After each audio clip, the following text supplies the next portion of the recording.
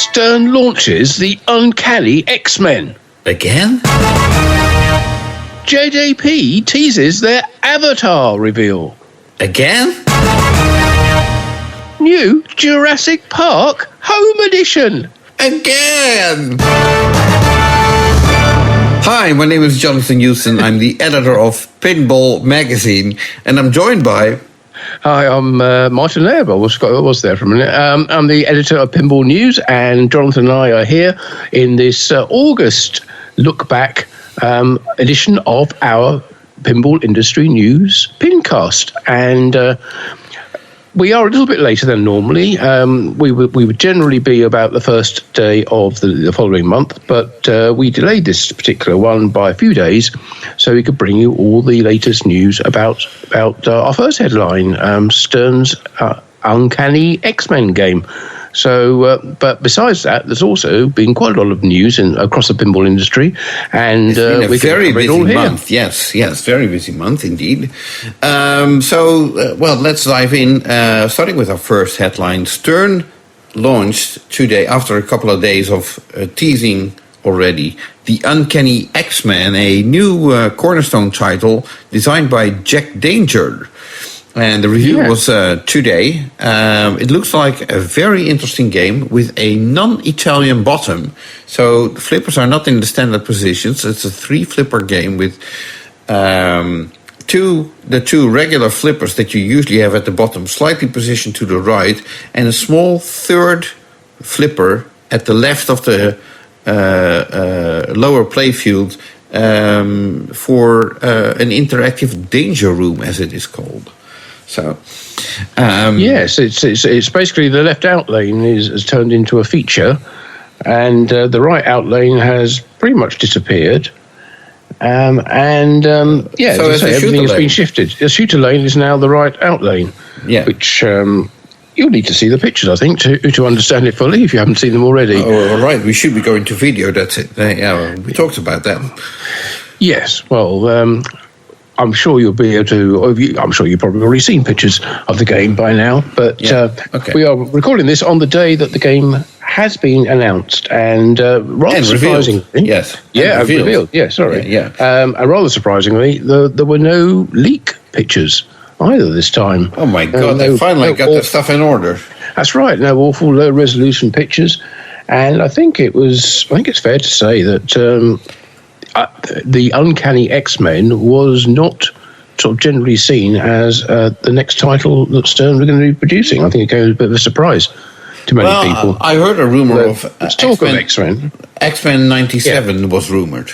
And the Uncanny X-Men,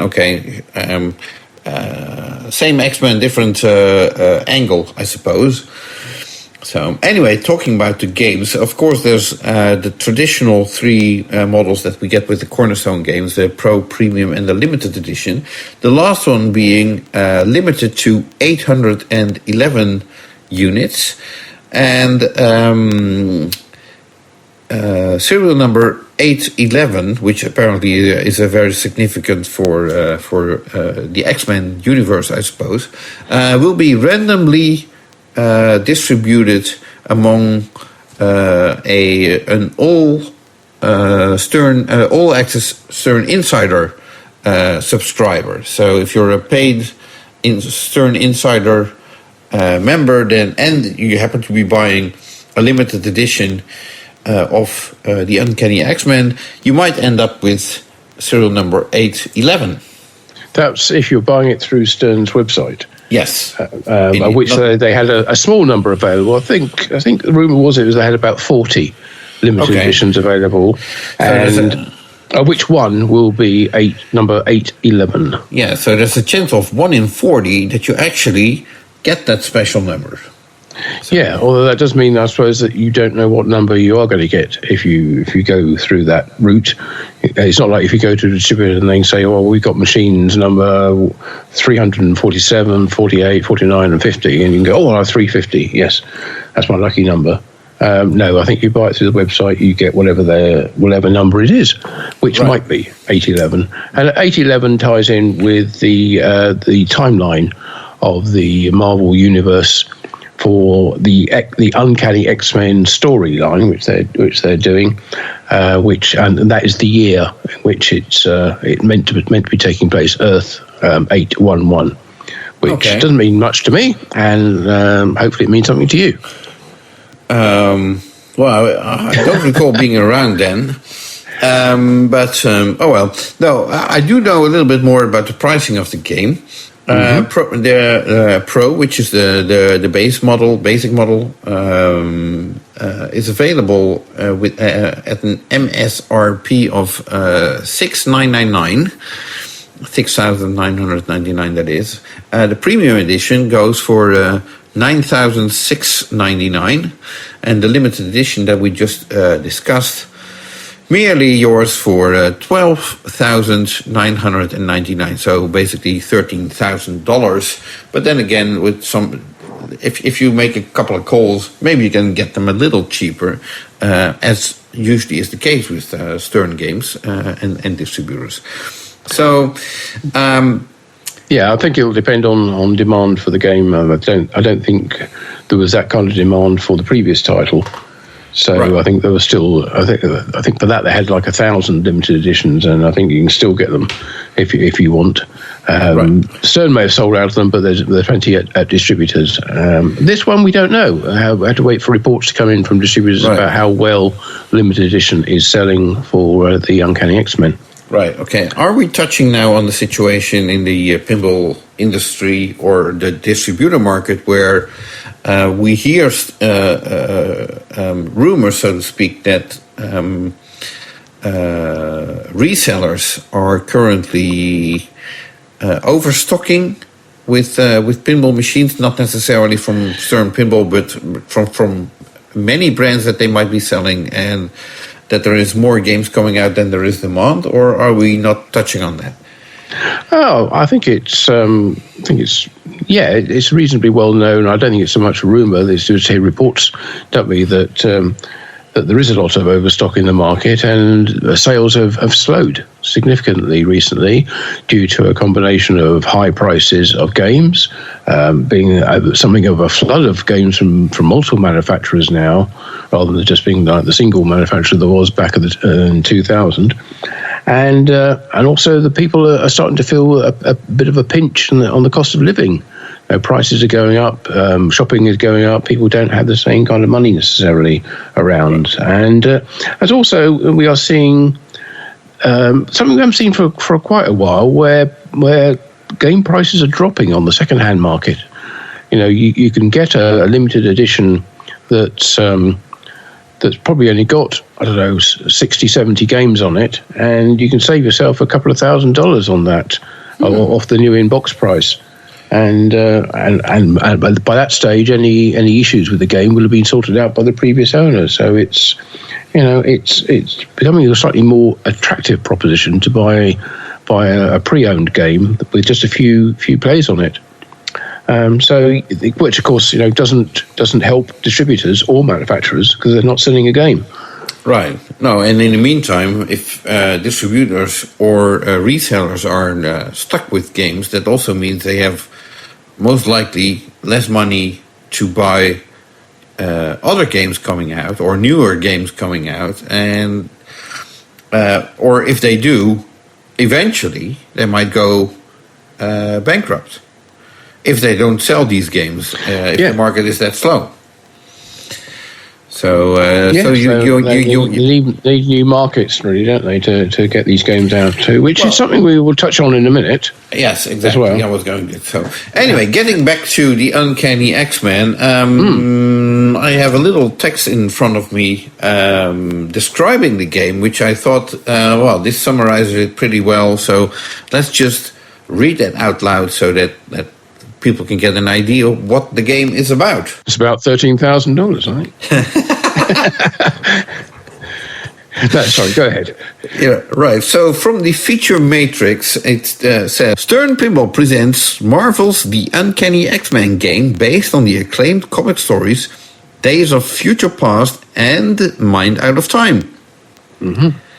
The world of X-Men is brought to life with an extensive cast of iconic characters, devices, and locations featuring Wolverine, Professor X, Magneto, Cyclops, Storm, Colossus, Beast, Rogue, Gambit, Cerebro, Sentinels, Mystique, the Danger Room, X-Mansion, Genosha, and many classic X-Men allies and foes. Battle I don't think you can ever criticise me now about the boring code. Well, sorry again. Okay, you got a point there. So, Battle, a three-dimensional sculpted, mechanically animated sentinel embedded in the playfield that changes states based on players' actions. Okay, for people who didn't understand that, think of the head in Circus Voltaire coming out of the playfield. Well, this is something similar. It doesn't have the ball that's with the magnet on top, but you can bash it. Yeah, and it doesn't move on the Pro. It's static. Right, okay.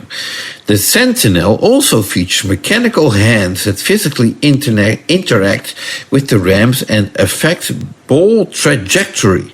Experience an innovative new playfield layout from designer Jack Danger that features several new crossing shots and ramps designed and an all-new interpretation of the conventional flipper array with a new playable area themed the Danger Room. Stunning hand-drawn comic book style art by Zombie Yeti, accompanied with an original custom X-Men soundtrack from Charlie Benante of Anthrax and Pantera fame. Players can extend the fun with Stern's award-winning insider yada yada yada. Yeah. All right. Well, so okay. If you've listened to all that, congratulations. You deserve some kind of a prize, or at least an achievement badge. Okay, yeah. So if there would be an award for exaggerating, then I think this. Well, it's I guess it's from the press release, really, isn't it? Yeah. Well, yeah. Okay, and I get it that they're trying to sell something, but seriously, like this? Okay.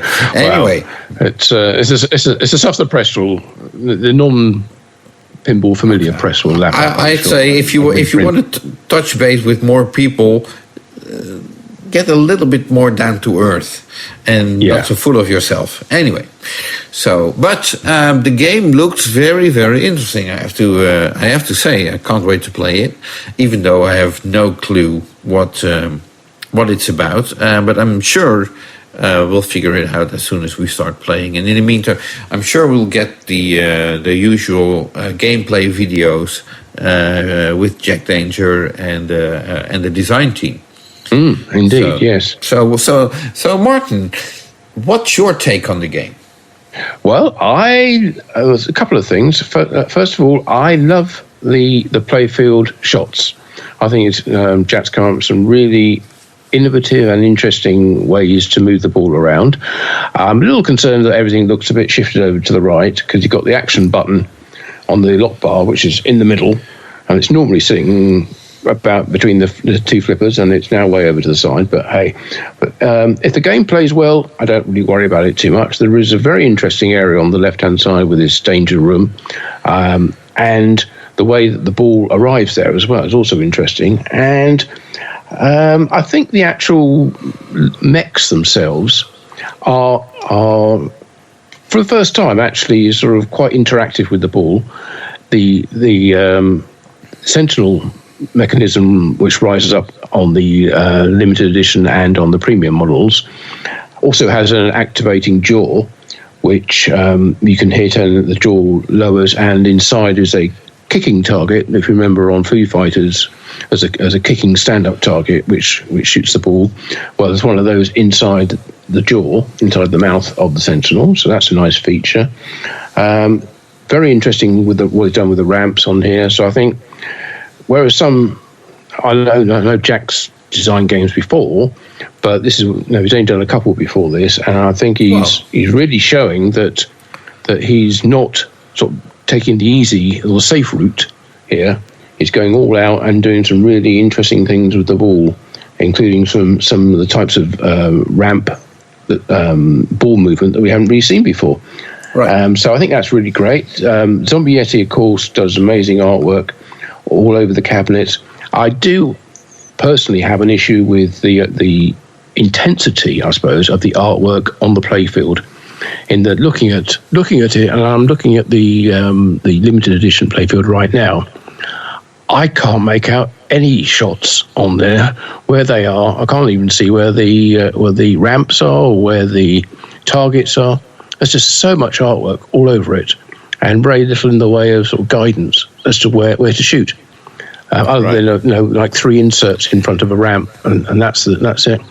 It's just so packed full of detail, which is the way that artwork is going. It always seems that more is more, but I do feel that sometimes it could be toned down a little and made a little less intense, so you can see what you're shooting at. Right. But very, very highly detailed and very much in keeping with the X-Men comics. And like you, I'm not really an X-Men. Well, I'm not at all an X-Men comic aficionado. I don't know anything about them really. My entire exposure to them has been through a couple of movies and the Stern game and the earlier game. Yeah, exactly. Yes, because it's not the first time Stern is touching on the X-Men. No, and I do worry a little bit sometimes that when companies, and this is not exclusive to Stern, when companies make games about themes which not everybody knows, they get so into the theme themselves that they kind of lose sight of what it means to people who don't know the theme.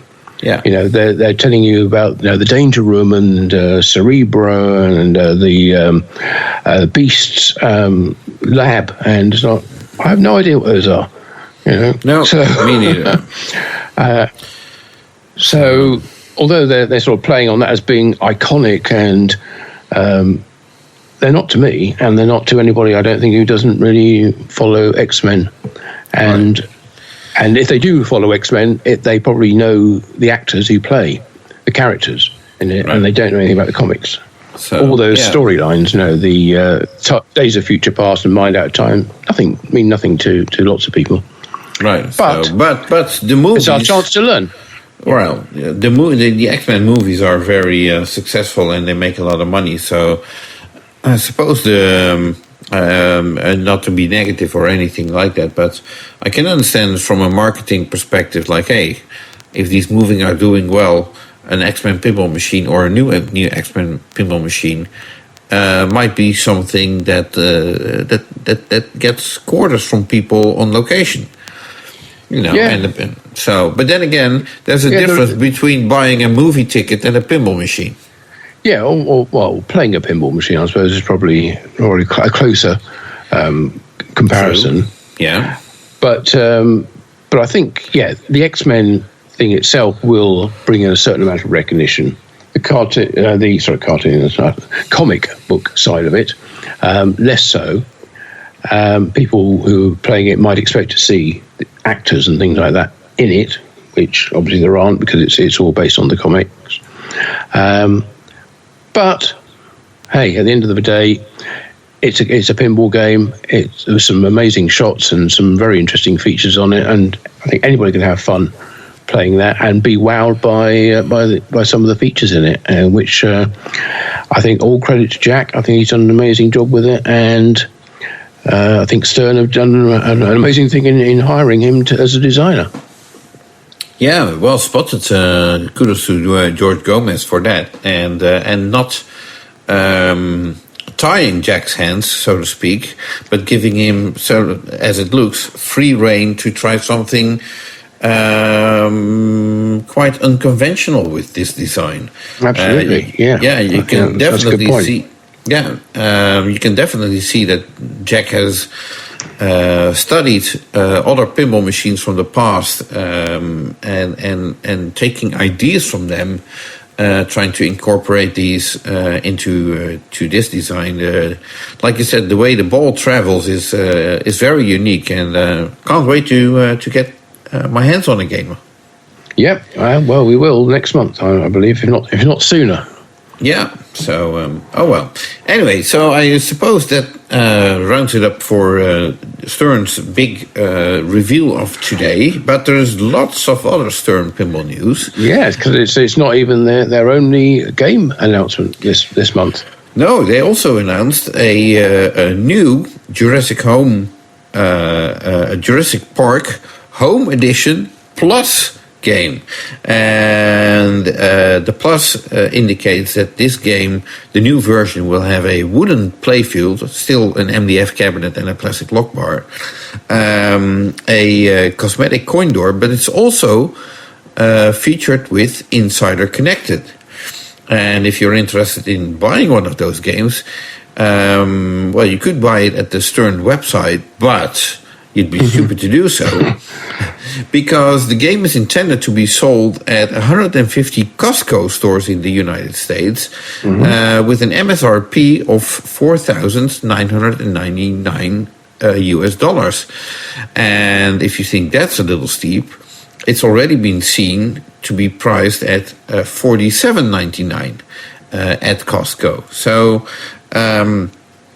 if you were impressed with the Jurassic Park Home Edition game design, which is also by Jack Danger, it is indeed.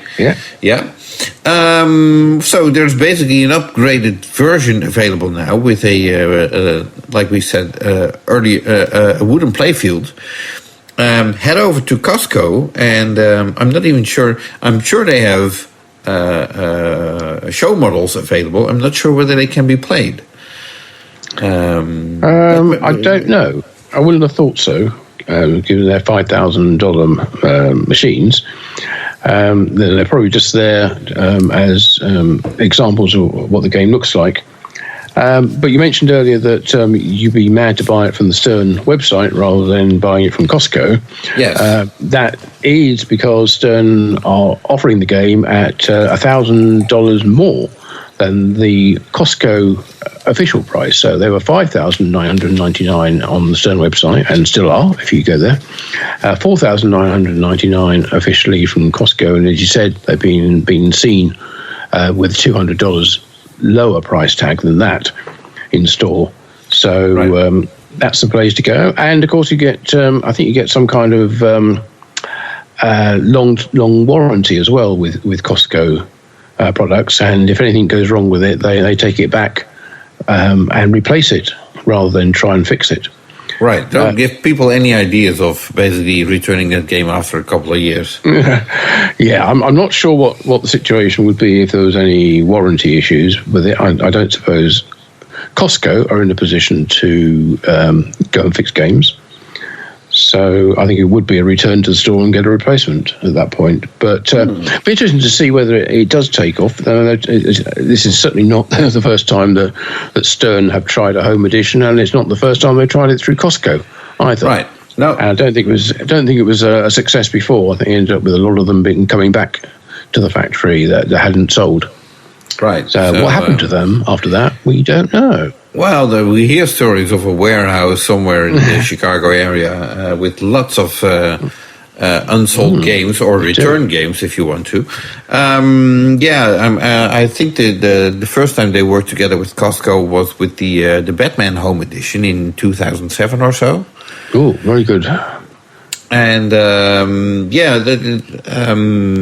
I have seen with some collectors other attempts for home edition games. The Batman one I don't think I've ever seen in person, but so it's a pretty rare one if you happen to come across one of those. Seen Spider-Man.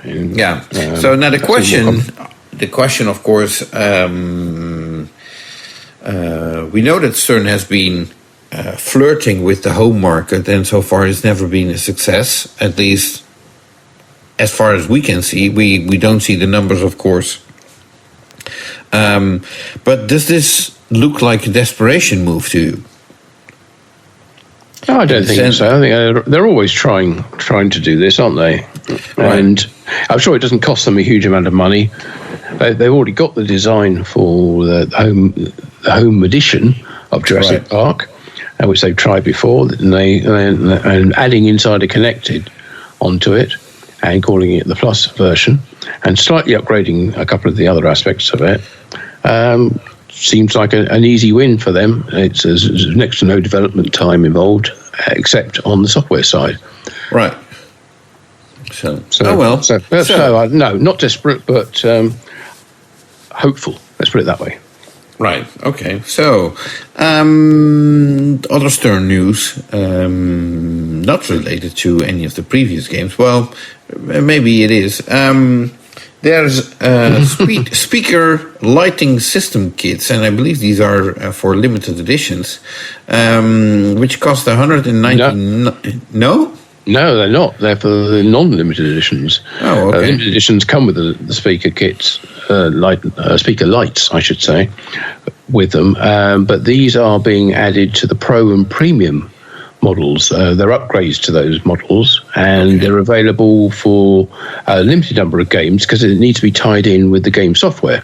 So it's for it's for 4 recent games, which are John Wick, Jaws, Godzilla, and James Bond 007. More titles are expected to be added soon. Now they call it this speaker lighting system.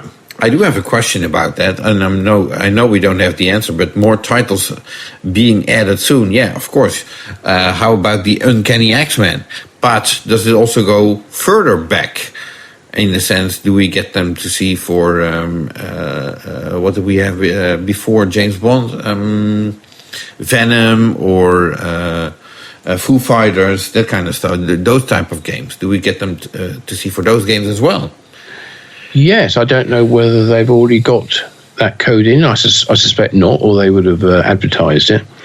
So I can't answer that. As you said, I would expect them to add it as the next software release comes out. Right. Okay. So anyway, those are available for $199 if you want to enhance your Pro or Premium game.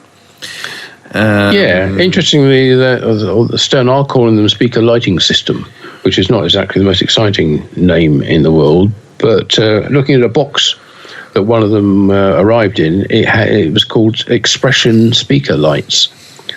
The Expression lighting system is, of course, the add-on that you can install on several models, which is included in the LE version, such as Led Zeppelin, for instance, and I think trying to think of some of the more recent ones that had it on, but it's the very impressive multicolored strip lights down the side, and that's the Expression lighting system, and these have been called Expression speaker lights. So, but they do tie in with the game software and do require support for it in the software. So, check to see whether your game is supported before going out and buying one. Right. So, oh well. And then there's still more Stern news. Oh, there is. Yes. Yeah. So, because Stern also announced a Level Up Your Office corporate campaign offering pinball machines for rent to businesses to increase productivity. You heard that right, and think about that. Increase their productivity, not the offices. Increase productivity by having your employees play pinball instead of being at work. Well, or play pinball at work, but not doing what they are actually paid for to do. Pricing starts at $4.99 a month. Now, there's a couple of ways you can look at this, and I did a little bit of reasoning because you can. It's a dangerous area for a manufacturer to get into, I would say. You can wonder who is going to set up these games, who is going to do maintenance. Let's say a company rents a pinball machines for a couple of months, and then they're done with it. Who is going to pick it up? You know, I think it's worth saying that the details of how this works are not there yet. We haven't seen any information about who's operating it, the scheme, other than Stern are offering it, right, or Stern are promoting it. To put it that way, to me, Stern are not an operator, so no. I can't imagine they are the ones who are operating it. So they must be working with a distributor and or operator. Right, but there's already distributors who are offering games for rent to businesses, so that would be competing with that business. Well, maybe, or it could be, maybe Stern do a deal with a distributor who operates and gives them a special price on the model that's part of this program, and on the understanding that they'll get it back again in 6 months or a year's time. Right, and then so you collected X amount of dollars during the rental period, and after that you can still sell it on the second-hand market if you want to, and probably make more money than when you sold the game new in box in the first place. Well, possibly, yes. Yeah, so I do understand the reasoning from Stern, like, hey, this is a good way to increase income. So, but, oh well. Anyway, the program is being offered. There's an email, I think the email address is corporate@sternpinball.com if you want more info. I'd love to be, well, let's put it, it would be interesting to see a rental agreement for one of those games. Yeah, to understand a bit more about how they think it's going to work. But maybe we can ask, I don't know, someone from Stern, if they were to be coming over in, let's say, to the Netherlands anytime soon. I'll have to see if anybody is actually. So anyway, we'll get to that. So anyway, so then my favorite part of the Stern monthly update is, of course, the new software code. I'm not allowed to say anything negative about it. I just heard. So, Martin, knock yourself out. Oh, all right. No, I won't do that. I'll read the code and say that it's probably slightly less painful to knock yourself out. But okay, only. I say, in addition to these two new games being launched, one version of a previous game, Stern have been producing software updates for 5 of their previous titles. Jaws had a version 0.95, which was just a couple of bug fixes and some rules or scoring changes. John Wick had version 0.88, which was actually quite a big update with more music added, rule changes, some new perks added, and lots of bug fixes, because apparently there were lots of bugs that needed fixing in John Wick. Venom got version 1.02 with some rule changes, new speech, and a system update to include things like the knocker volume that we were talking about, I think last month, if not the month before. Godzilla got version 1.11, which added support for the speaker light system we were just talking about. Ta-da! There it is again. There we go. And finally, James Bond 007 got version 1.03, which was, again, quite another big update with lots of lighting effects and support for the new speaker lighting system. Plus a few rule changes, but and that is the software, and that's all I'm going to say about any of those at the moment. Right, and that rounds it up for Stern Pinball as well. Yes, I think it does. Yes. So finally, we can move on to our second headline of this month, which is covering August and a little bit of September, because some of this story has evolved just today. In fact, I'm recording this on the 4th of September. We started on the 4th, and it's now the 5th. Yes, so it's been that long. So Jersey Jack Pinball, they've been teasing pictures of their upcoming Avatar game. Yes, that's right. You may not have been expecting an Avatar game from Jersey Jack Pinball, and many people weren't, including myself. I don't know about Jonathan. Jonathan may have known about it all along. No, it was not a title that was being rumoured. No. Well, okay. As far as I know. I don't think many people were expecting Avatar, but one person who was expecting it was Mark Seedon, who is the designer of this. It's his first full game for Jersey Jack Pinball, having collaborated on some earlier games and been quite instrumental in Elton John game, I think. Yes, as well. Now, I understand you've got some interesting information, which comes from the man himself, Jersey Jack. Yeah, Jack Guarnieri was actually in the Netherlands for a couple of days, and he asked me to take him to the Dutch Pinball Museum in Rotterdam, which I did.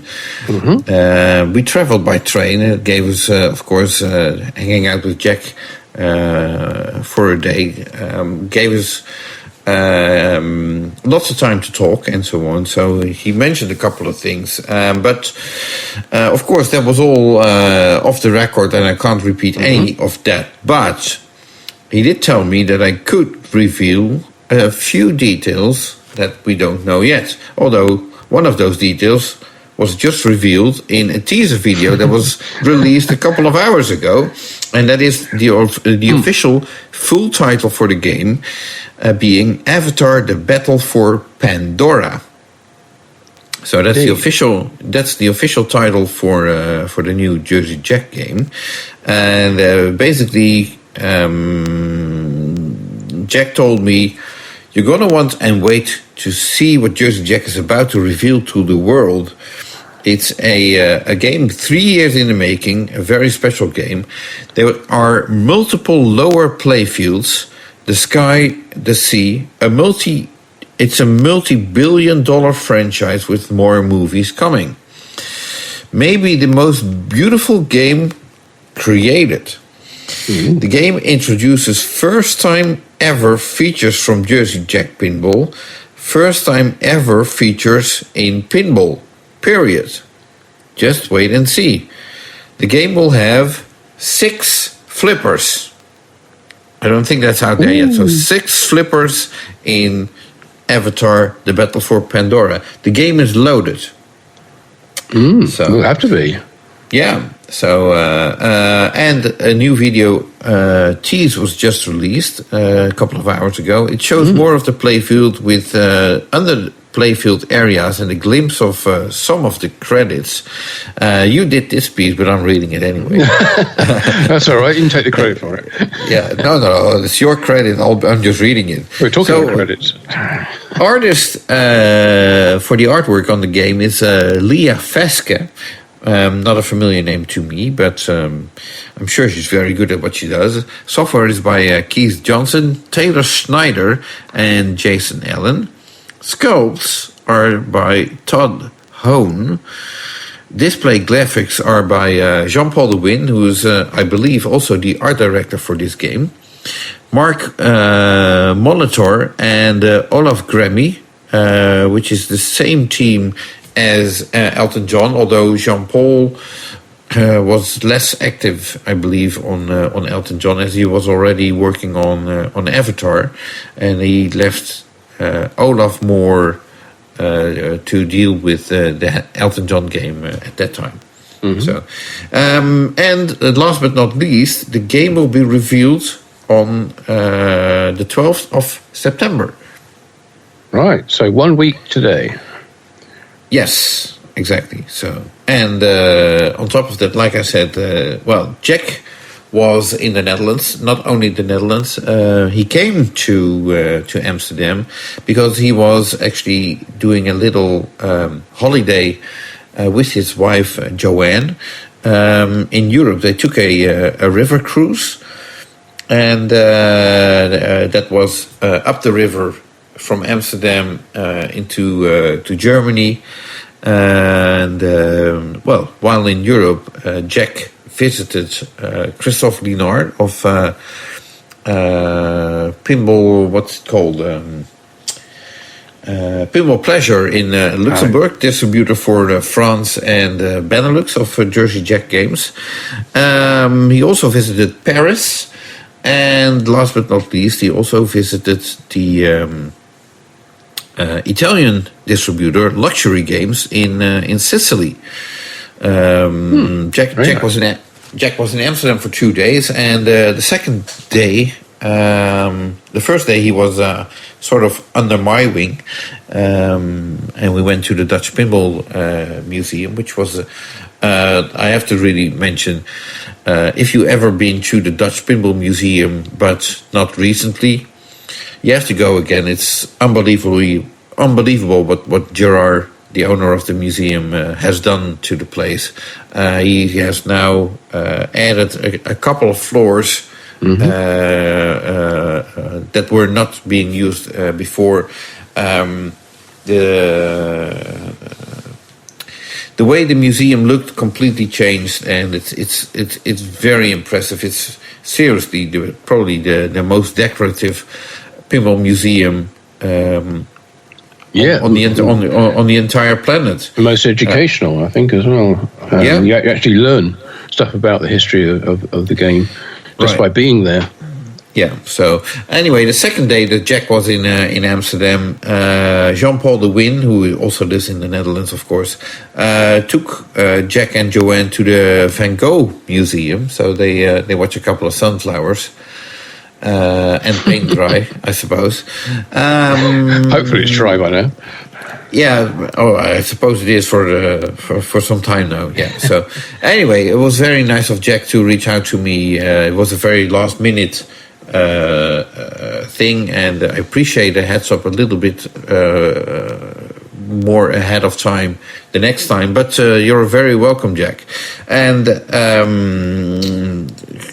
in closing, here's a little scoop for something that I want to address later on as well. But Jack is also coming over to the Dutch Pinball Open, which is held the first weekend of November this year in Veldhoven again. So Jack is coming back to the Netherlands.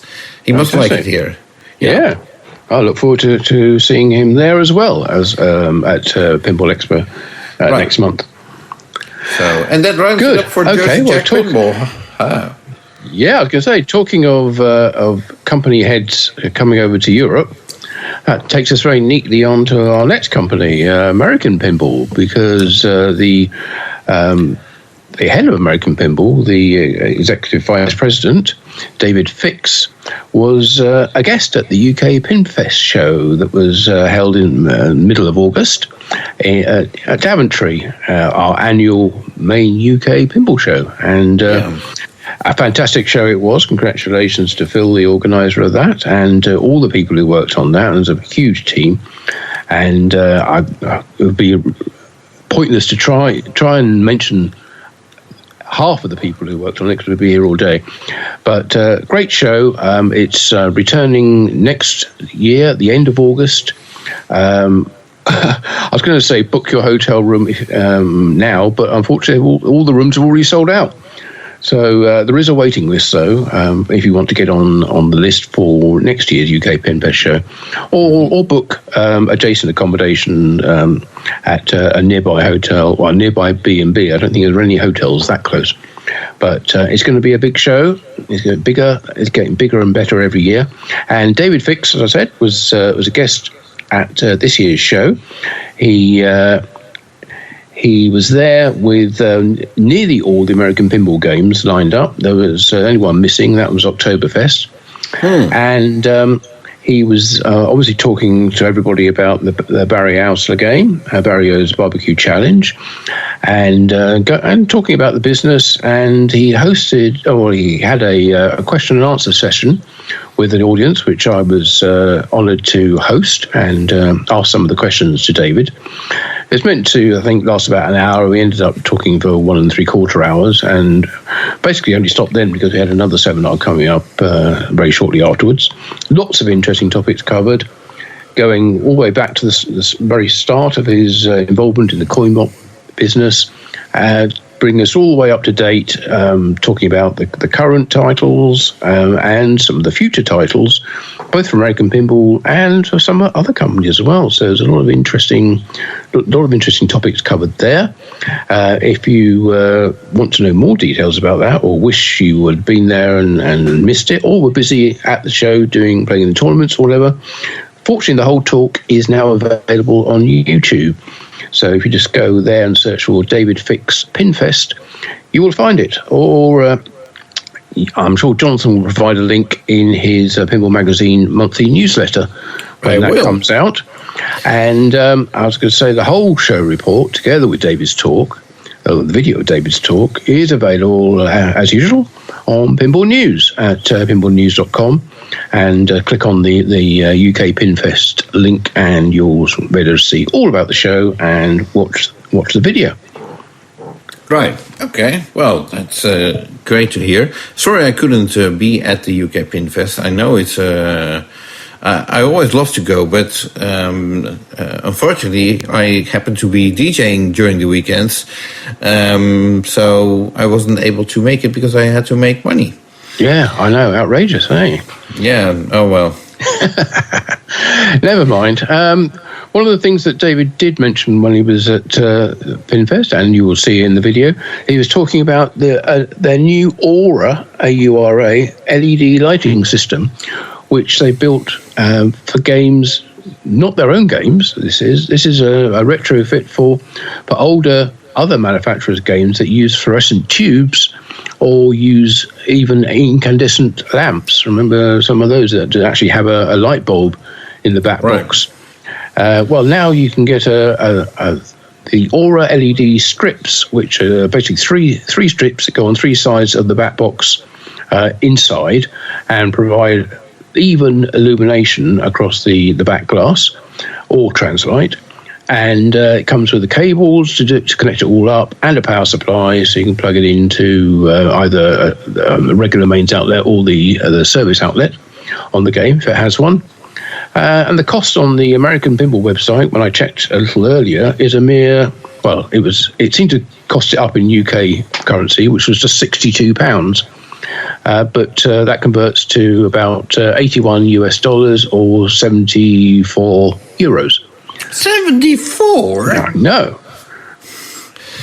Yeah, okay. Well, 73.60. There you go, for cash.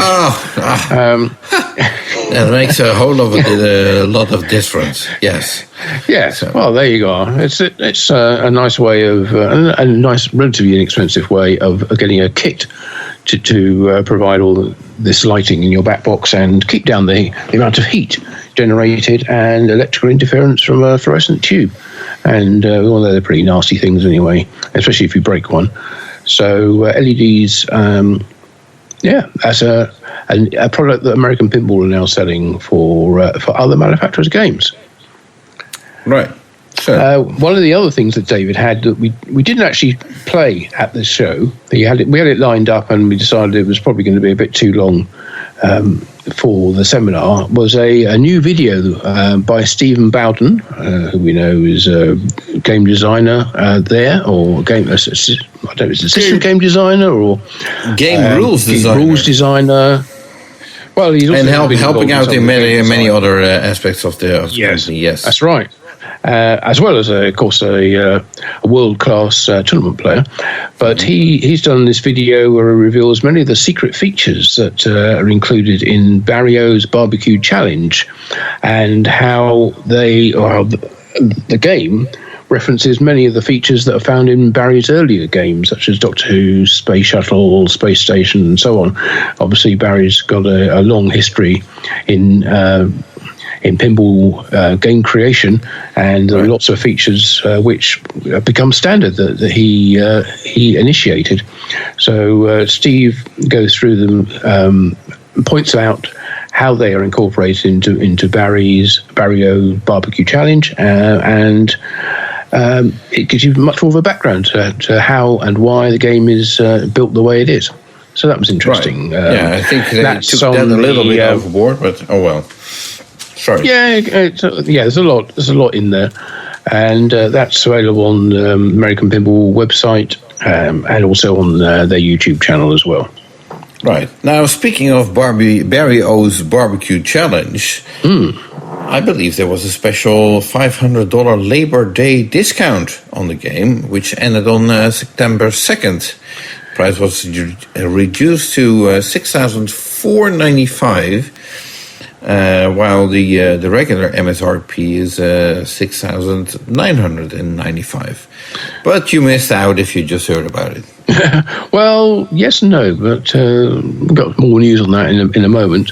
Well, we mentioned before that they ran this $500 discount on all the titles in the American Pinball range except Barrio's Barbecue Challenge. That was the previous promotion, and I said hang on, and there may be something coming along soon. Well, sure enough there was, and this was only on Barrio's Barbecue Challenge. So hopefully that pushed some sales of that game as well. But I don't know, it's a bit of a slippery slope, isn't it, when you start offering discounts on your games, because people sort of are tempted to hang on and not purchase it straight away and wait for the next discount to come along. Right. Well, of course, we are currently in September. Anybody who looks at the calendar knows what's coming up next month. So I'm not saying there will be any discounts, but well, it seems that time of year discounts are sort of in order. Black Friday and that kind of stuff. Cyber Monday. Yeah, that's true. Yeah. So we have Halloween holiday coming up. I'm not sure whether that's a reason for a discount, but who knows? Yeah. So, well, one of the other things that went down at UK Pinfest was a bit of a kerfuffle about American Pinball distributing. And who the distributor in the UK was, because when David was there, he basically signed up Retro Arcade Specialists as a UK distributor alongside Pinball Heaven, who had been the distributor up until that point, had been the exclusive distributor. Pinball Heaven owner Phil was not happy about this, Phil Palmer. Not the organizer of the show. That's different Phil. Phil Murphy, that is. Phil Murphy, yeah. So Pinball Heaven not happy about having their distributorship shared and basically dumped American Pinball as a brand. So they resigned as distributors, leaving Retro Arcade Specialists as the sole UK distributor. Yeah, and the interesting thing about this is that the whole rant from Phil Palmer. Was posted on the Pinball Heaven Facebook page and other social media, I suppose as well, announcing that he's no longer distributing American Pinball, and the reasoning behind it. And also, if you're looking for a cheap game, that he will be having an American Pinball clearance / end of the line sale shortly. So keep your eyes open for great deals, apparently. So. Well, I haven't seen any yet, but I'm not really in the market, so they may be out there. But meanwhile, the new UK distributor, and Retro Arcade Specialist, yes. Yeah, going back to something we were talking about just now, Retro Arcade Specialists have been promoting their new American Pinball product line all over social media and are extending the Labor Day discount to not just $500, but actually £500, which is be nearer $620 off, and they're running it until the 9th of September. So another 4 days from the date that we're recording this. So if you're in the UK and wanted to get the Barrios Barbecue Challenge, you can get £500 off the price until the 9th of September from the new UK distributor. Right. Okay. So, and then it remains to be seen whether that will beat the price that Pinball Heaven will be offering the game for, if any. Yeah, I don't know whether they've got any, or neither do I. But no. Well. Anyway, let's not speculate on that. So, I think that pretty much wraps it up for our American Pinball news. Unless you can think of anything. No, I think that's it. That's it. So, then the next couple of companies should be relatively short in the way we discuss them. So hang on, we're almost there. On the home stretch, yeah. Right. So Multimorphic from Round Rock in Texas. They informed us that the first Princess Bride playfield modules and entire games should be shipping by now. They're being produced in batches, and basically the first batch is currently in production. And they also announced that the sight, target, and slingshot artwork will now be magnetic and therefore quicker to swap. I thought it was magnetic before. They must have switched from that.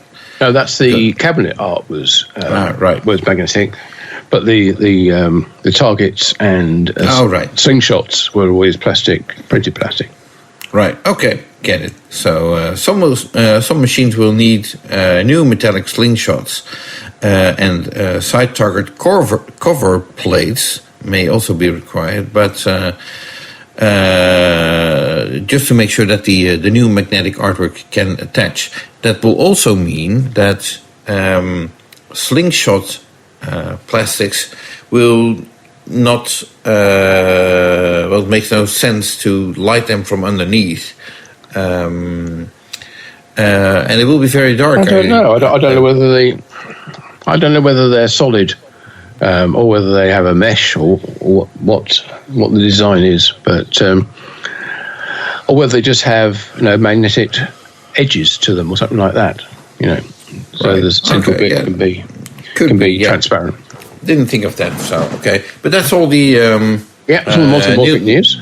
Yep. Yeah, okay. So then moving a little bit north, Spooky Pinball from Benton in Wisconsin.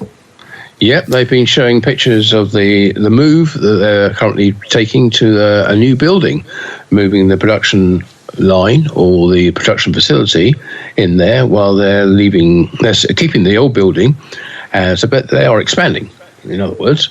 So their production is moving to the new building. Various aspects of their Q&A and design is remaining in the old building. So they've been showing the move. They're not set up in there yet, or at least they weren't as of earlier today when I was checking this out.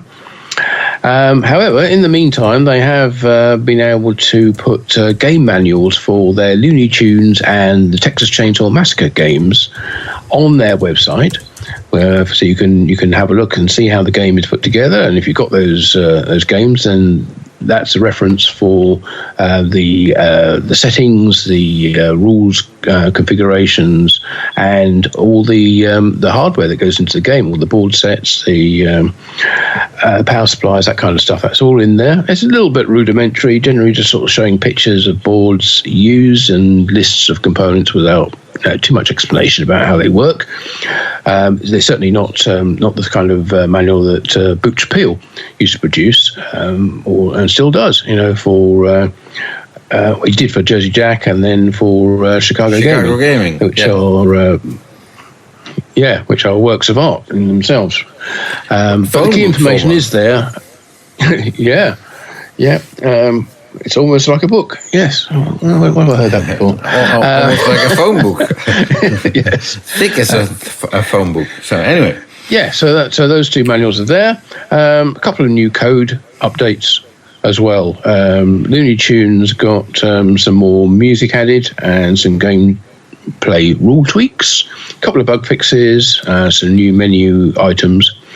Texas Chainsaw Massacre had a new Grave Rob mode added, and also changed how some of the items on the playfield are driven in the software. And Scooby-Doo, Where Are You? Also got an update on the 20th of the month, and I didn't make a note of what the update was about. I was so curious. Yeah. So there you go. That was remiss of me, but yeah, I know we're all disappointed. Yes, but anyway, that's the software update for Spooky Pinball, and I think wraps up our news from Benton. Right. Okay. So moving down south again to Houston, Texas. Barrels of Fun. Voice actor Mark Silk, who did many of the voices, including the Topper Goblins for Labyrinth, was actually in the UK at the UK Pinfest show. So you met him? I did. I met him. I took a picture of him. I took a picture of him for himself, which he then on his own phone, which he then was one of the ones he used for social media. Yes, he did voices for Labyrinth, as you said, but also did voices for Funhouse, Rudy's Nightmare, and Whirlwind Total Chaos, and apparently is working on more pinball voices, but no details to share on exactly what that game or those games might be just yet. Okay. But Barrels of Fun have also had some new code Tell me more. Yeah, two updates actually this month. One this month. This month being that we're talking about being August. There were some rule changes in version 2024.08.06 and some additional game settings and a few bug fixes. But the most recent one, which actually came out 2 days ago, on the 3rd of September. Yeah, we're so on top of the news. Indeed. That had some new code from the Fast Pinball team to improve the flipper control on the game, which apparently gives it a much better recovery should the flipper be knocked down by a fast travelling ball hitting a raised flipper. That's some new code which will, I guess, will apply to all fast board-based games in due course. So that's good to know. They're still working on that. There's also a change to the way the coil test handles the flipper hold coils, if that's been concerning you, as well as a few bug fixes as well. I've got a few more bug fixes. So that is the Labyrinth code from Barrels of Fun for this month. And I do have some additional news. A little scoop. It looks like David Van Ness of Barrels of Fun will be a special guest at the Dutch Pinball Open Expo. Ooh, everyone's going to be there. It's worth mentioning that Barry Driesen of Dutch Pinball bought a Labyrinth game last year at Pinball Expo and took that with him to the Dutch Pinball Open Expo last year, November. There was a huge line for that game all weekend long. Yes, I remember it. A very popular game to play and made a very good impression. As you might expect from David Van Ness's last name, he has family living in the Netherlands. So he's taking the opportunity to come over and attend the Dutch Pinball Open Expo first weekend of November and then visit some relatives as well. Right, I should probably know this, but is he in any way related to the Van S, who is a huge operator in the Amsterdam area? We don't know. Oh, okay. Well, that's question number one for when he arrives. Well, so I made that connection as well. David will be visiting the Dutch Pinball Museum, which we mentioned earlier in Rotterdam. And Gerard immediately suggested that Dieter Van Ness should be present so we can find out whether they are related, other than that they both have a passion for pinball. And the same surname, yes. Yeah, exactly. So, on the other hand, you could just ask them. Yeah, that's true. Yeah, sure. So, anyway, moving along, Barrels of Fun. That's all. Yep, that's it. We have from them. Pinball Brothers in Sweden. Yes. What do we have? Well, they've released a 10-page rule sheet for their ABBA pinball game, which, as you might gather from the number of pages involved, is quite detailed in explaining all the modes, the multi-balls, the features, and how you reach the Medallion of Power Wizard mode.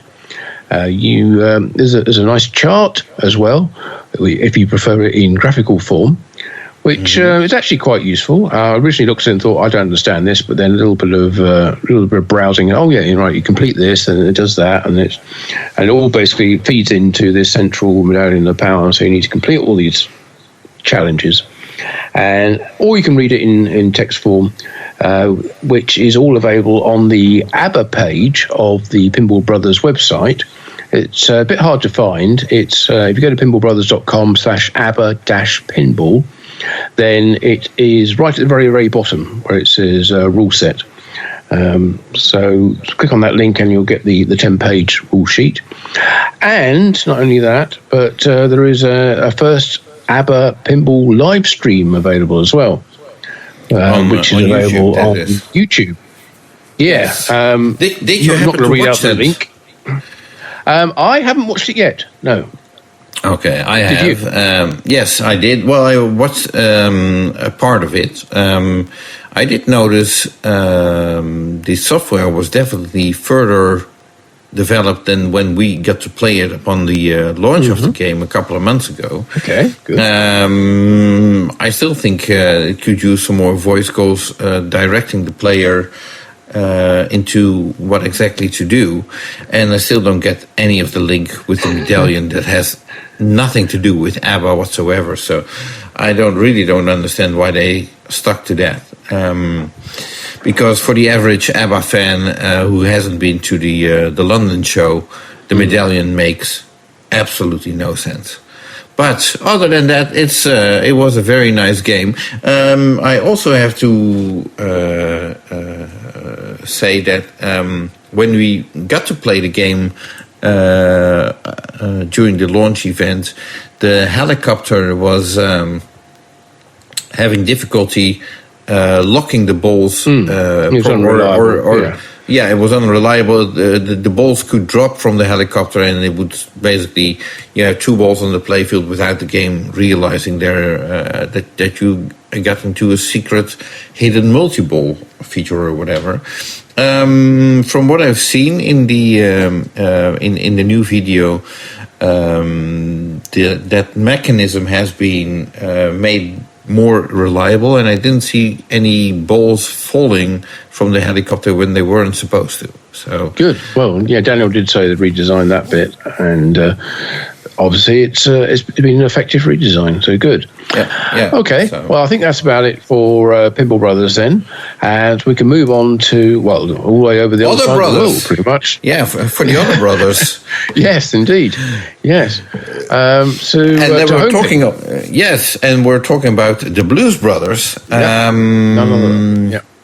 Their newest pinball title. Two prototypes have been shipped to Australia to be shown at the by now sold out Newcastle Pinfest show, which will be held on September 14th and 15th. On social media, we saw pictures of the game being packed, not in cardboard, but in just a plastic wrap on pallets, which might be a good thing. It's not for the regular games, I suppose. They will probably be boxed up normally, but it might prevent forklift damage if the driver can actually see the product, which is something that you wrote, and it makes sense, so I read it out loud. Okay, well, I was just thinking that because they're going, these are the two prototypes, and they're going to the show in Australia. The last thing you want is for those to have a forklift jammed or rammed through them, and end up being completely useless. Which is, this is effectively the premiere of the game. Yes. So they need to see it intact, at least, right, without a forklift through it. There will be special show pricing on the first 10 production games. So these are the games which you purchase at the Newcastle Pinfest show on the 14th, 15th of this month, September. Yes. I'm not sure pricing has necessarily been announced. I think it was going to be announced at the show. There was going to. Okay. Go on. There was a price listed on the flyer. Let me see if I can quickly bring that image up. Okay. Mike was saying it was going to be very, very attractive pricing, and a price not seen on a new pinball game for many years. Okay, the pricing on the flyer, and that necessarily doesn't. I think this is the regular price and not the special show price. Right. But the regular price will be Australian dollars, $69.50, so 6,950. Australian dollars is far less worth than the American dollar, so yes, that is a very good price. 69, so it's about 7,000. See, in UK pricing, that would be about £3,500 plus tax, of course. Right. Okay, and that includes GST it's about 4,000 and euros. shipping. Oh, includes tax. Okay, and shipping. And shipping, yes. Okay. So yeah, that's a very competitive price. Now, one of the reasons that it can be so competitive is because of the way that the game doesn't really license very much in the way of Blues Brothers assets. It's basically just the images of the characters and the name. True. But now he has licensed 3 songs apparently from the Blues Brothers. He says Blues Brothers soundtrack, but I don't know if that's the Blues Brothers movie soundtrack. No, I think it is. Yes. Okay, so three songs from the Blues Brothers movie, because there isn't really any other reference to the movie in the game. It's not based on the movie. It's based on the characters as created for the Saturday Night Live show originally, and then which then turned into the movie. But so. By not licensing movies, you don't need to get all the actors, all the other actors, and all the other music from that. So that's kept the cost way down. So he has got 3 songs, but as we said before, this is a game which will have open source software, which means that you, if you have the technical know-how, would be able to add more songs or more features to the game, or rewrite the code to add new modes, if that's something which you are interested in doing. But of course, to do that, you have to get a good user base out there. The game's got to be in the hands of people who are going to write the codes, and I'm pretty sure that's why those first 10 games are being discounted so heavily. So there is at least a user base of 10 games, some of which will hopefully go to people who want to write code. Right. So now, so we addressed So we addressed code and we addressed the license. Mike Kalinowski, the owner of Homepin, explained on Facebook the reasoning behind the budget design of the game and not licensing the movie. So in quotes, the problem is here, there are too many players all wanting a separate contract and a piece of the pie. With our new open source software, it's very, very easy to add your features for the home use, of course. End of quote. So basically you can add any songs to the game if you know how. I'm sure it shouldn't be that difficult to figure it out. Or if someone else figures it out, all you have to do is upload someone else's code. Yeah, follow the instructions that they provided.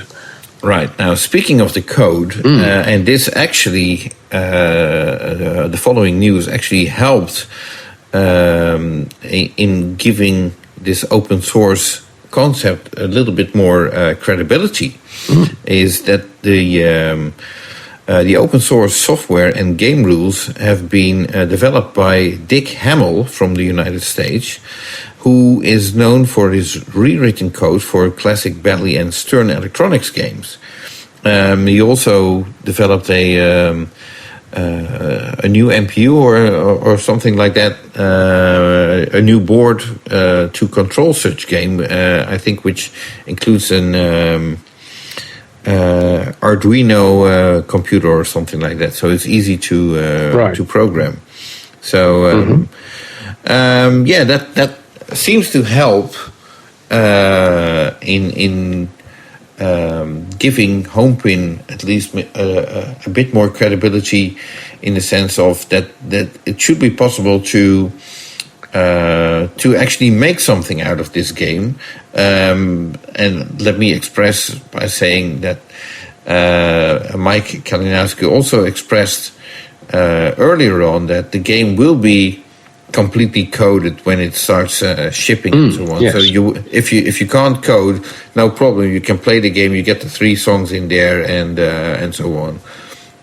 But if you want more movie references, then you're entirely free to add them yourself. So on top of that, I agree. Go on. Yeah. Sorry. I was going to say, I agree that having a really good coder who understands rewriting code on board right from the very start does make it a much more realistic proposition to be able to modify it and add your own rules and sounds and music tracks to it.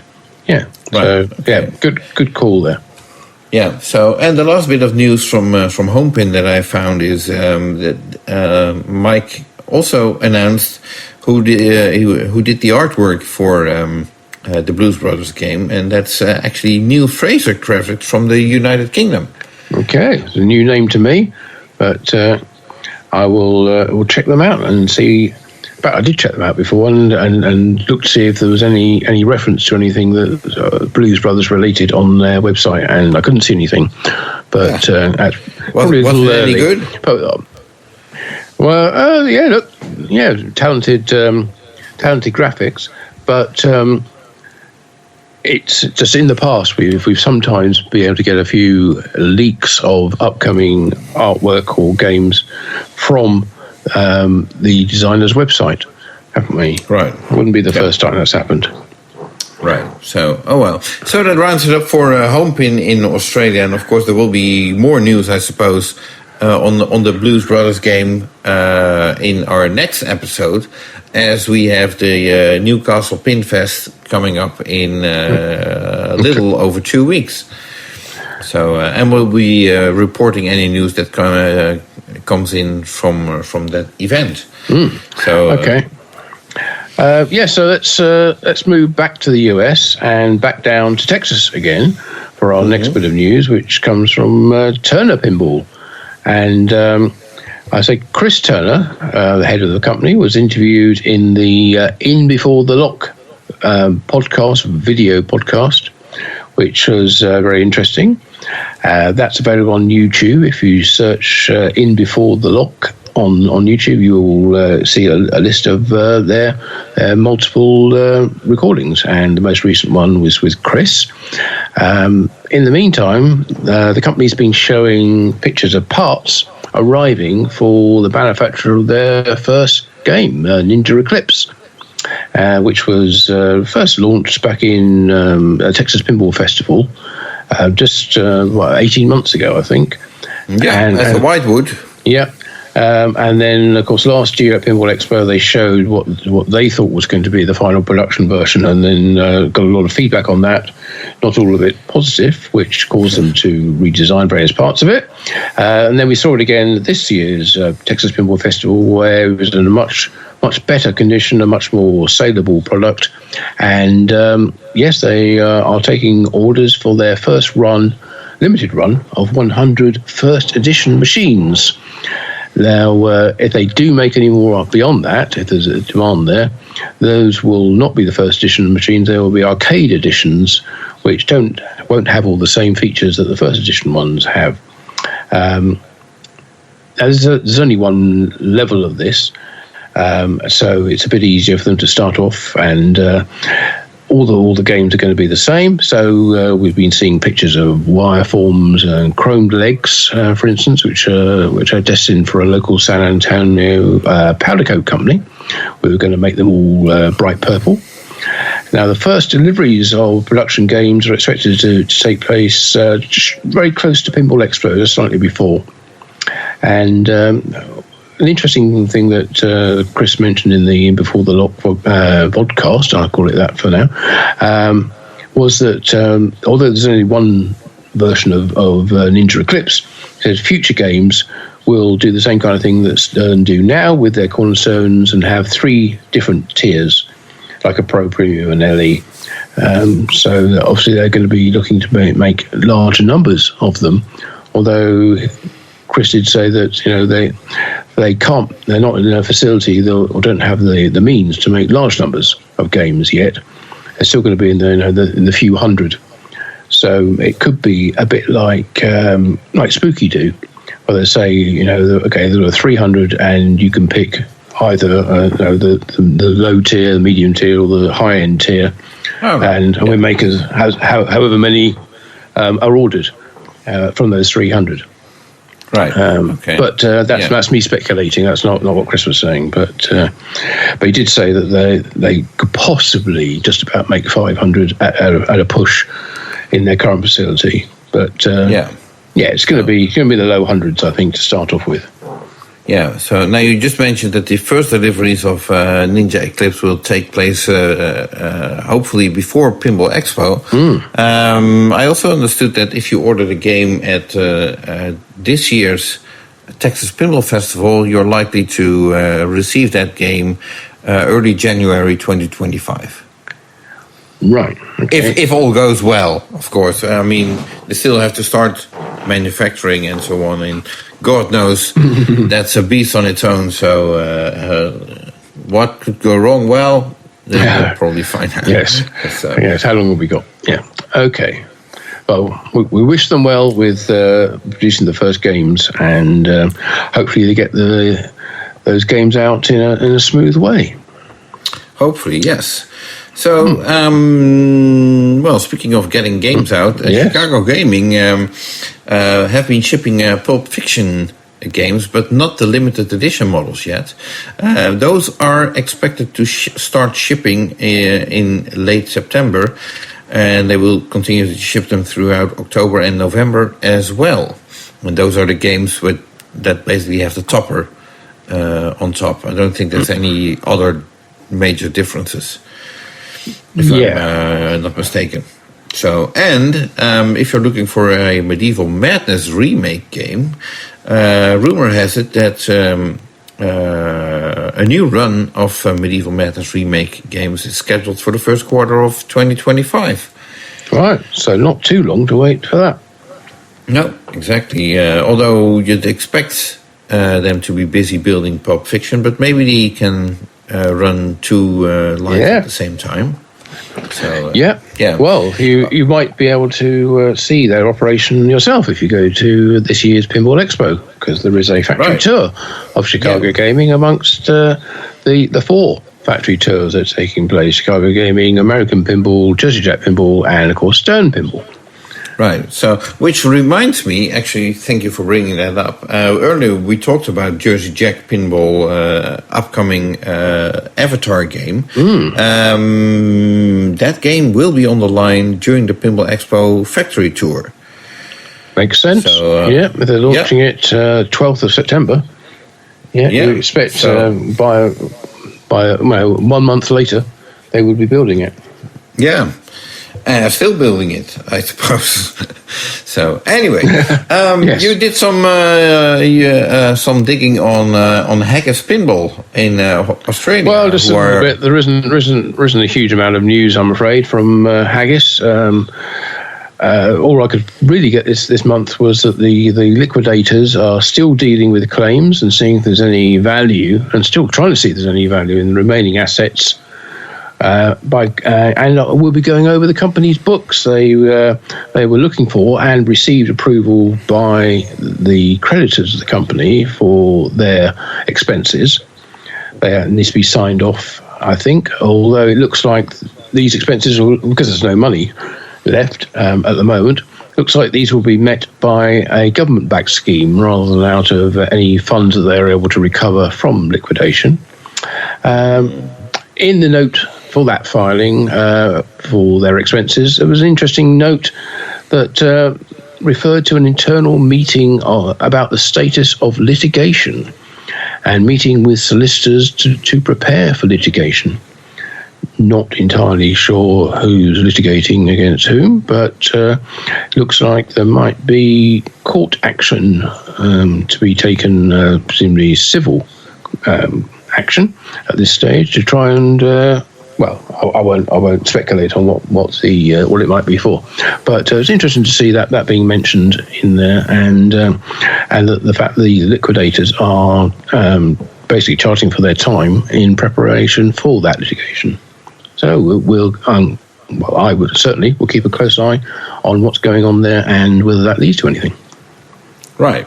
Okay, so then we have Hexa Pinball from France, who you may know from their Space Hunt game, which so far, as I can tell, only a couple of units have been built and distributed in France, where the company is based. If I'm not mistaken, and I really hope I'm not, the company will be present at the upcoming Dutch Pinball Open Expo in the first weekend of November. And of course, they're expected to bring at least one or more Space Hunt games. So that will be your chance to play it if you haven't yet. And I believe most of us haven't. So here's your chance. Looking forward to it. Yeah, and in other news from Hexa Pinball, they announced a 10-week online quiz, which will start next week. Every week, one question needs to be answered on Hexa's social media. I'm not sure how that will work, because if everybody has to reply in the comments, you can see the responses by other people. So once the right answer is out there, everybody has the right answer. So, but anyway, if you answer all 10 questions correctly, you may win a prize. I'm just not sure what. Because that wasn't mentioned. So, but anyway, it's a good way to come. Yeah, well, they got 10 weeks for more details and prizes, but I can imagine it's probably something Space Hunt related. So you might win, I don't know, a back glass or something, or a playfield, something like that.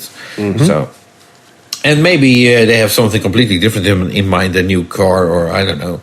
But oh well, something fun to look forward to, I suppose. If you're into quizzes, I also have no idea what the questions will be about. Will it be general pinball questions, or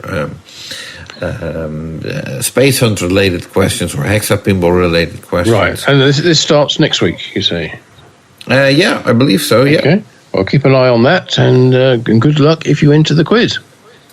Right, yeah, and of course you have to follow Hexa Pinball on your Facebook or Instagram to be at least be notified of a new question, because if you miss one, then you're not eligible to win.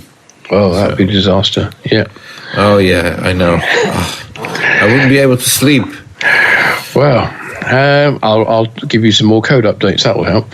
Excellent. Yeah. Now let's move back to Australia then, because we were talking about Haggis earlier, and we were talking about Homepin, who are not Australian but will be exhibiting in Australia, and we have another Australian company that we're following, Vector Pinball, and I understand you have some news from them. Yes, they on their website I noticed. I was looking for news regarding the 8-Ball Fury game, and whether they are exhibiting that, and I assume they will be bringing that game to the Newcastle Pinfest, which we already talked about, which will take place in less than 2 weeks. And then I stumbled upon a new game, based on apparently a well-known race driver that I never heard of. Yes. Named Peter Brock, nicknamed the King of the Mountain. So I mentioned that in the Pinball Magazine newsletter that went out, I think, 2 weeks ago, which was interesting to see that after that other news websites also picked up on that news, not necessarily mentioning you. Yeah, exactly. So, oh well. Anyway, what I found even more interesting is after I sent out my newsletter, I'll get back to the game in a second. I received an email from a pinball distributor in Australia who openly was wondering whether Vector Pinball actually has the license for such a game, because he couldn't imagine the Peter Brock estate. Apparently, this man is no longer alive. The Peter Brock estate would allow them to make such a game. Now, the website. Yeah. Yeah. So, but then again, I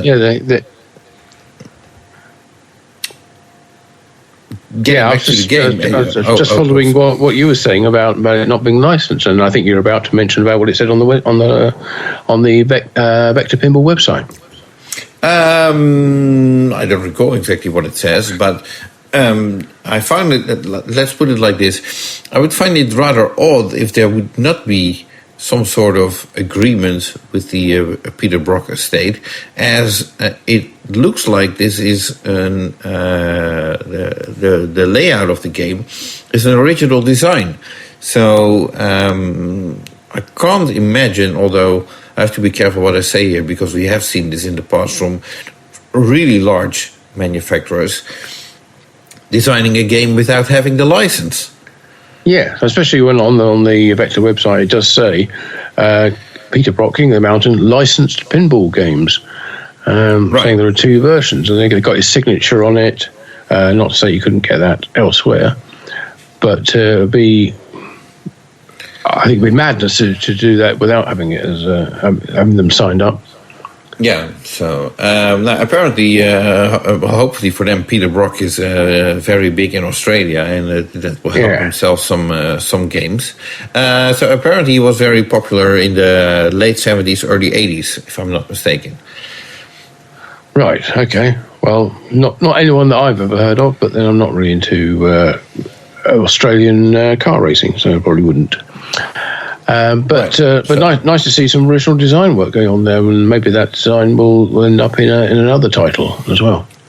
Right. Yeah. So that's the news from Vector Pinball in Australia, and I'm really curious to see whether they will bring the Peter Brock pinball game as well to the Pinfest in Newcastle later this month.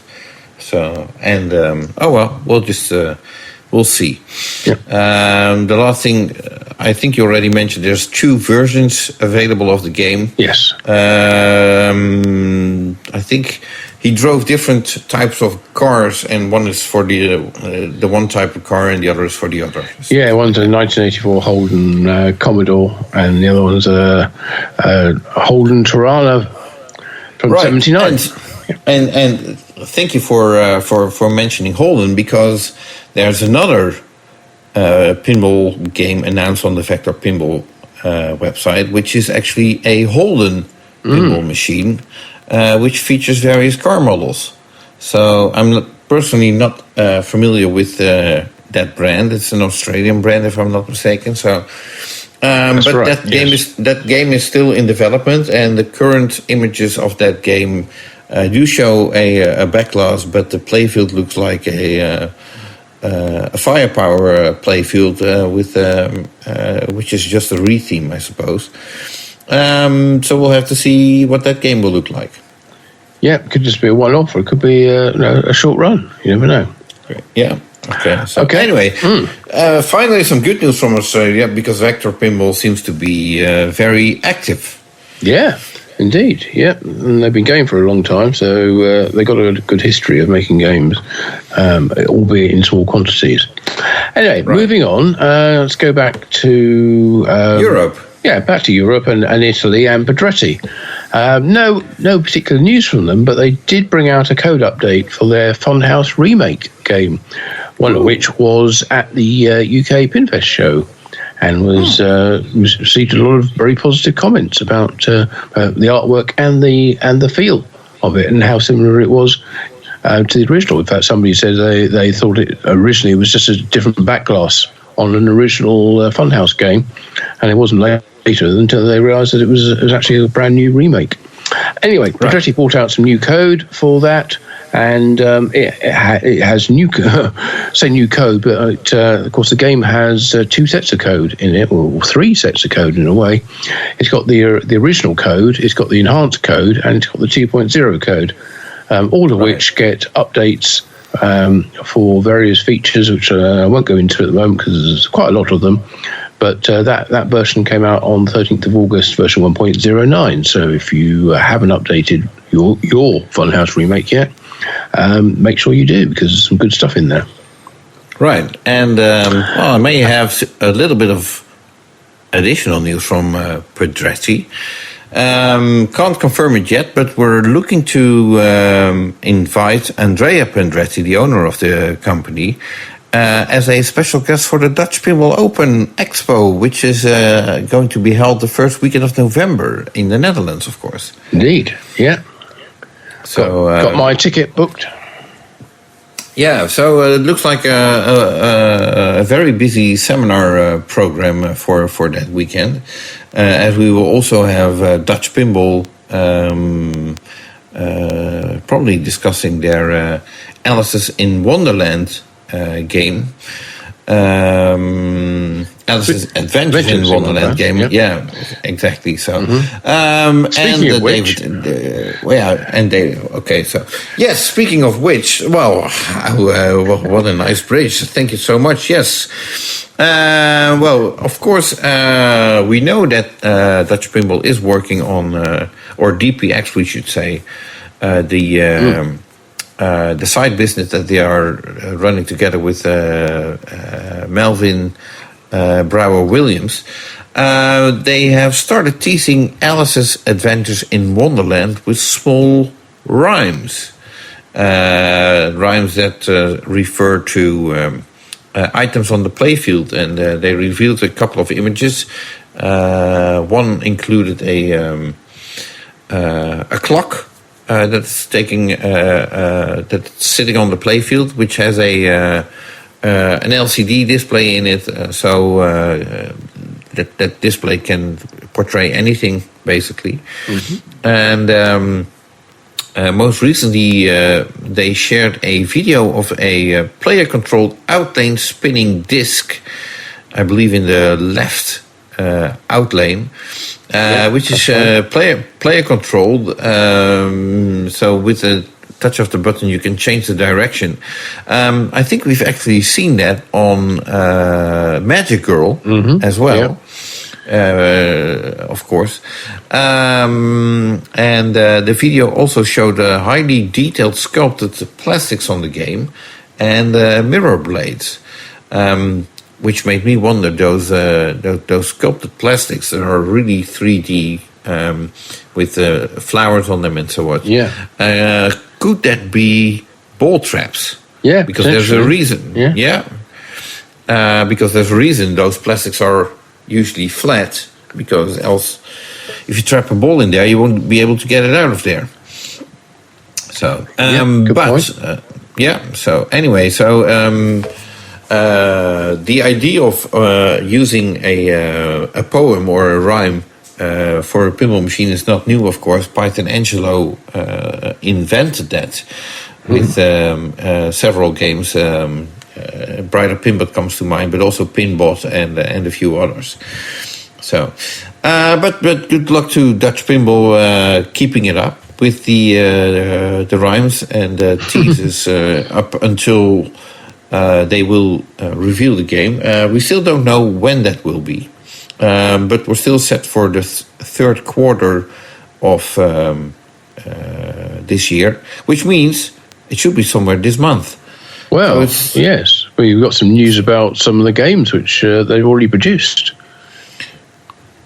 Yeah, I suppose so. Well, they have a new distributor for Australia and New Zealand, don't they? Yes. Who are Acme Pinball. And they actually have a shipment of games on the way to them. Yes. From what we could see, those were all the Big Lebowski games. But who knows what else they put in that same shipment. Oh, right, okay. So this is a distributor for Dutch Pinball, not necessarily DPX. I think it's potato. I'm sure they will be distributing both brands. On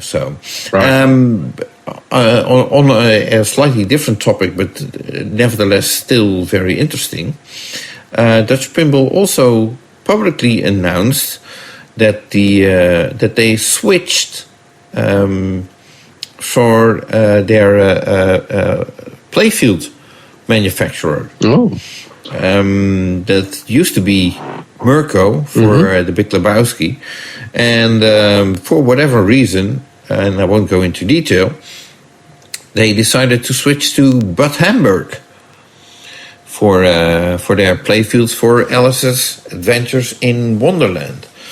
And hopefully that will be a smart choice. And I'm personally not familiar with the quality of the playfields of Bad Hamburg, but I'm sure it must be good. I'm sure I've seen some other manufacturer using their playfields. I'm trying to remember who it was. But maybe we'll come back to that. But yeah, interesting to see there's some competition now there for smaller runs of games, not the Stern size. Yeah. So production quantity, you mean? Yes. Yeah, absolutely. Yeah. So then there is quite a bunch of companies with hardly any news. So let's quickly go over them. No news from Cardona Pinball. No news from Pinball Adventures either. We already discussed last month that they're taking things at a leisure pace, I would say. And they're currently on a cruise. Yep. I don't understand why you would share that on your on your company website, but still, okay. Or your company Instagram, but still. No news from Tilt Bob in the US regarding their road trip game, but usually they don't have monthly updates. And who knows, maybe we get to see that game at Pinball Expo. I don't know. Yeah, you could see. No news from the three companies from Spain, Bitronic, STR Pinball, and Quetzal Pinball. And no news from Circus Maximus either. Although there is a little bit of other news that is slightly related. Circus Maximus was, of course, involved in the remake of Kingpin, which is, as it seems, very unlikely to ever happen. But the artwork for that game was created by Stan Fukuoka, who we also know of the artwork for Big Bang Bar and Capcom's Break Shot. And unfortunately, we received the sad news that Stan Fukuoka died at the age of 69. Yeah, I'm afraid so. That was last weekend, I believe. You wrote an article about that. I did indeed. Well. Yes, he'd been was taken into hospital suddenly and basically didn't survive, unfortunately. So yes, very sad news there. Very talented guy, produced some very hard to use the word iconic too often, but his work was easily identifiable and incredibly appreciated, I think, by the pinball community. Yeah. So you say he only did 3 games, and a lot of people were hoping that that his talent would be brought back into the pinball fold, but unfortunately, that's not going to happen now. But anyway, we've got his artwork lives on and will be enjoyed by future generations as we did. So thank you, Stan. Yeah, absolutely. So then, we mentioned Pinball Expo already a couple of times. Do we have any news from Pinball Expo? Well, there is a schedule up, as you pointed out to me a little earlier, of seminars as well, which there are so many seminars planned that they may have to run in parallel in adjacent rooms. Yeah, that should provide some interesting technical challenges for those poor souls who have to deal with all that. That's us. Oh, crap. Oh, yes, that's us, yes. Yes. No. So let it be clear, we're only taking care of one seminar room. Yes. The main seminar room, that is. Yes. And unfortunately, it may mean that not all the seminars get recorded, or at least certainly not in video form, because we have a video set up to do one room of seminars for about 3 days, and the addition of a second one is problematic, but hopefully problematic in several ways, including getting the technical facilities available for that other room up same sort of standards that a speaker, presenter would reasonably expect. So anyway, work is going on that to try and make that happen. And anyway, it's going to be packed. This show so packed. It's been extended by a day, as you know, and we mentioned the 4 factory tours this year. There'll be many more games, more floor space, and you should be there if you can. Yeah, so speaking of, of course, there is the extra day that has been added. Surprisingly, at least to me, the Tuesday is mostly being used for a factory tour at Chicago Gaming and Galloping Ghost arcade, and 2 movies that night. No seminars whatsoever. So all the seminars are still being crammed into the Thursday, Friday, Saturday. Yes, which sort of makes no sense to me. But we'll discuss that probably with Rob Burke, the organizer of the event. Yeah, because what's the point of adding another day if get more factory tours, I think. Yeah, so, oh well. Anyway, in other news, there is, as you may know, the IAPA show in Florida in November every year. Yep, right. But there's also a European edition, and as it appears, Gary Stern will be going to that edition, and this year's edition will be held in Amsterdam. So that looks like I have an appointment to go there. And getting back to the Dutch Pinball Museum that we already mentioned earlier, as I took Jack there and David Van Ness will be going there. Well, Gary Stern is going to be visiting that as well the Monday before the IAPA show in Amsterdam takes off. And that will be a special evening with Gary Stern, which means he's going to talk. I think I believe he's going to talk for 3 hours or so. So probably to answer one question then. Yeah, exactly. So tickets for this event, tickets are available and they are priced at €30. But if you want to hear more from Gary than you usually hear during a 1-hour seminar, then I suggest you make sure you be at the Dutch Pinball Museum to hear what he has to say. Yeah, I think also a ticket also includes the opportunity to play some pinball in the museum after Gary's talk. Yeah. So the museum includes a couple of unique games, such as The Matrix and a few others, I believe, but that's the first one that comes to mind. So. It's interesting that IAPA Europe is held so close to IAPA, in terms of timing, so close to IAPA in Florida. Because that is, the end of September? Yes. And then the middle of November. Middle of November, yeah. Okay. You thought they would space them out a bit. But I suppose maybe these days they have IAPA Asia, IAPA Australia, or IAPA all over the place. Yes. So, anyway, so Gary Stern, special evening at the Dutch Pinball Museum last week of September on the Monday, I believe that is. So, right, but he's not coming to the Dutch Pinball Open Expo, though. As far as I know right now, no, not yet. I did invite him to come over to the clubhouse of the Dutch Pinball Association on the Friday after IAPA Europe closes. But it appears to be a traveling day for Gary, so he won't be able to make that unless he changes his plans. I did ask whether he wants to make the trip again. I haven't heard back from him yet. Right, so Gary may not be there himself, but his games will be. Yes, oh, absolutely, yes.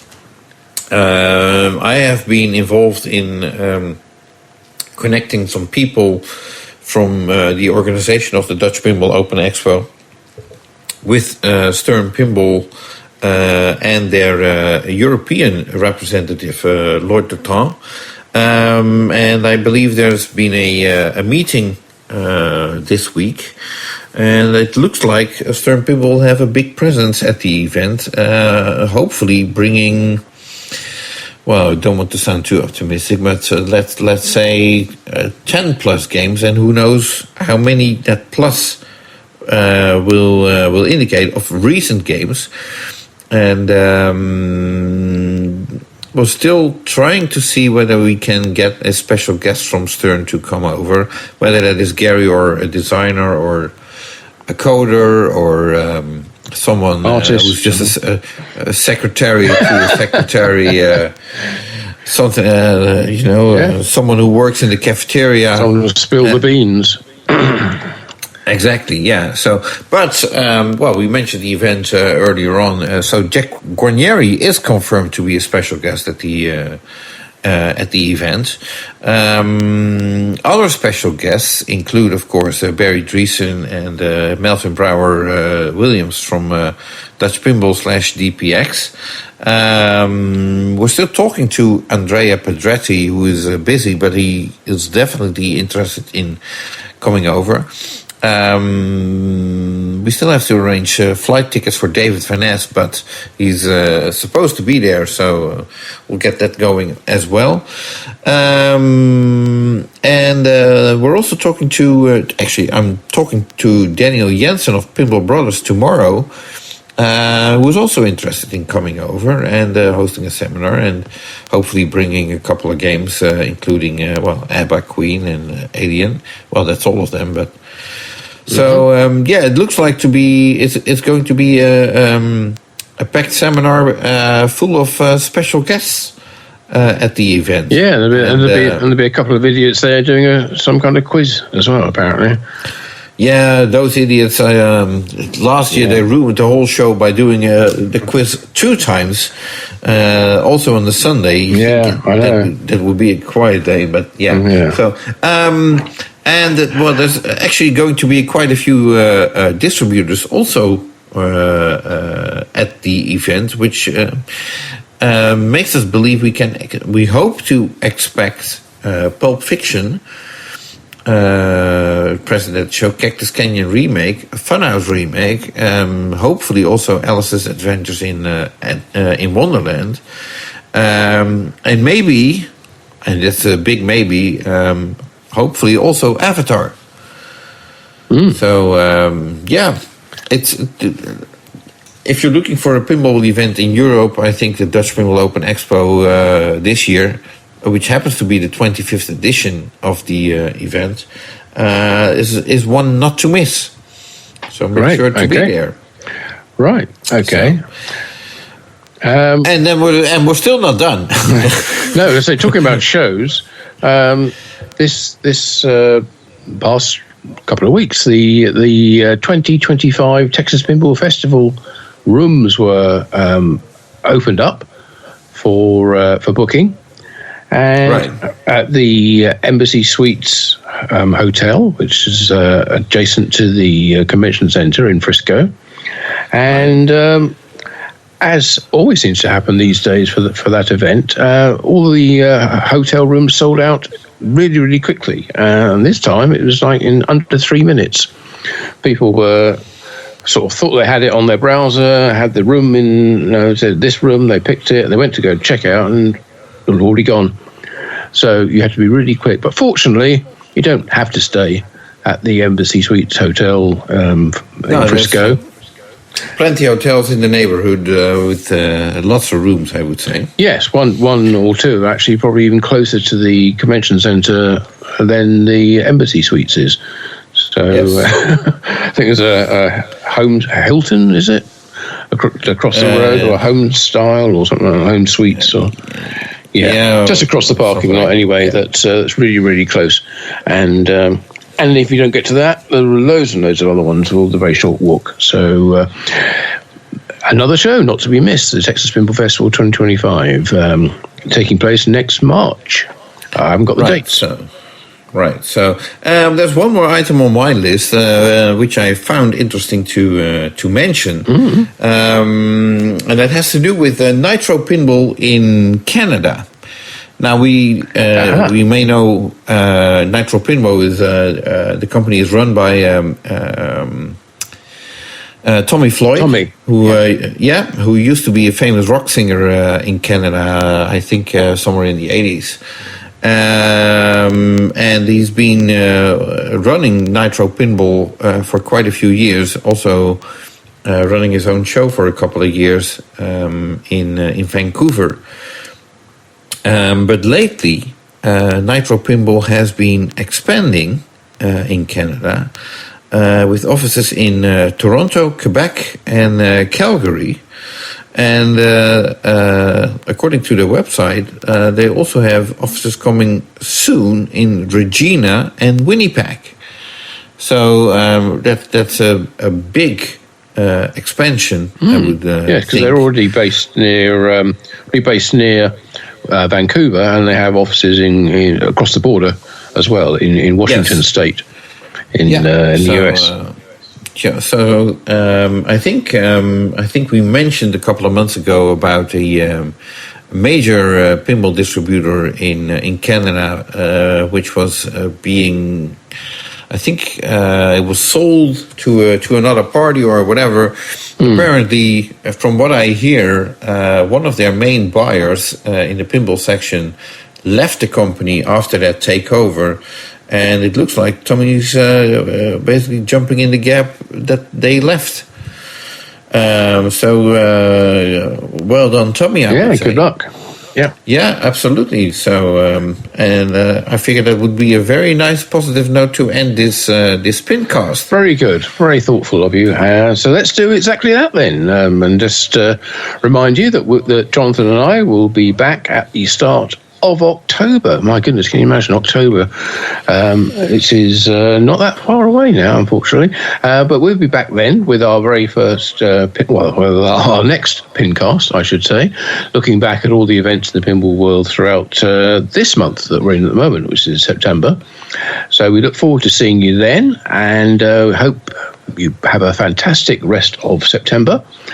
We look forward to joining you next month for the very latest edition of our regular Pinball Industry News PINcast. So, from me, Martin Ayub of Pinball News.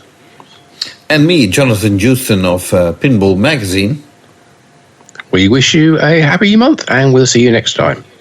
Okay, thanks. Bye-bye. Bye.